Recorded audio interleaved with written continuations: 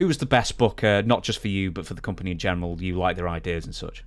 Eddie Gilbert. Without, let Really? me back up. You know what I loved about Ole? I used to get out of the ring real quick, James, and Ole would always cuss me. Oh, that was the worst blank blank match. And one time in Atlanta, I said, I'm tired of this. I mean, I got to be doing something right.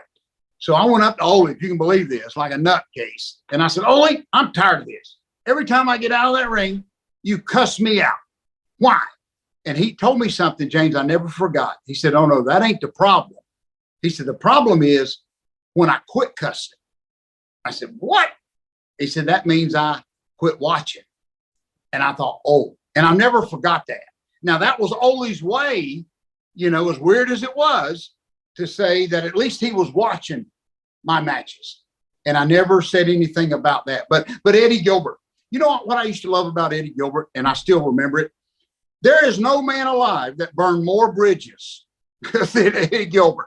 I was with him in Smoky Mountain Wrestling, talked to him in the gymnasium a few days before he died in Puerto Rico. But he had already walked out of Smoky Mountain. Yeah. But I stopped Eddie when they brought him in to Atlanta to help book. I said, Eddie, you got to tell me how you do this. He said, what do you mean? I said, well, if you get mad, you just quit. And then they bring you back. And I was waiting for this big, logic answer. He said, George, he said, if they think they can draw money with you, they forget. I thought, oh, okay.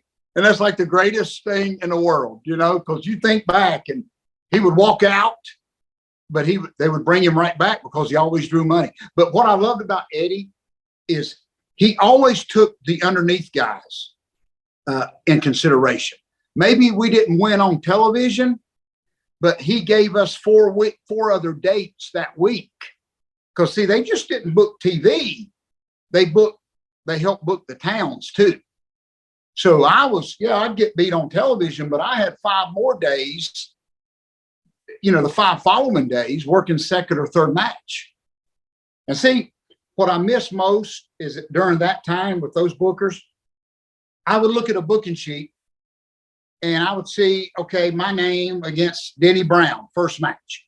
And we would look at the main event and it would be Ricky Morton against Ric Flair. And I'm sure there was jealousy back then, but we were happy, if that makes sense. And we were happy for Ricky. Nowadays, you could hear guys say, well, that should be me, up there. But we were happy for Ricky because if they did good, the whole card was going to do good. And so, man, Dusty Rhodes against Ric Flair, man, we're going to buy some groceries this week, I used to call midnight and rock and roll groceries.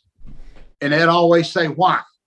And I'd say, because if I'm on that card, I'm buying groceries on Monday, But it's like Flair said one time, I'm sorry, with Steamboat. No. They asked Flair what was his best match with Steamboat. And he would say, Wrestle War or something like that. But he would say, but there's 300 more that was in a high school gym somewhere. Those matches are not on tape, but were some of the best. Like Johnny Weaver, who was an agent, he used to have me referee like Crockett matches. And he had me referee the Jive Tones, Pez Watley and Tiger Conway against Brad Armstrong and Tim Horner. I'm refereeing. And I forget that I'm reffing. James, this is like the greatest tag match I've ever seen in a high school gym in South Carolina. And I'm cheering. Hot tag, heat. And Johnny Weaver's sitting down at the table cussing me. You're the worst referee I've ever seen. And he fired me. But I forgot to count like 3. I mean, I was so engulfed in it. If that's, and it was in a high school, people going crazy. And I'm thinking, wow. So just think of the stuff that didn't get recorded during that time. But Eddie Gilbert, one of my all-time favorites. Well, one thing I've heard about Eddie Gilbert, that he was just so into wrestling 24/7 that was he just too intensely wrestling 24/7 all the time, and that was maybe partly it became a problem for him. Well, he loved it, and it's what I said earlier when we first started talking about Rick. People will talk about everything bad about Rick, but nobody will talk about the love he has for professional wrestling. I mean, you think Rick, for instance, who broke his back twice, okay, when he first started. To me, that would have pretty much, I'd have thrown in the towel, okay? So for Rick to go through all of that, but it's like, it reminds me so much of Eddie Gilbert. Eddie Gilbert loved business. One time late at night, me, him, Terry Taylor, and Gordon Soley are sitting in a Waffle House late at night after TV.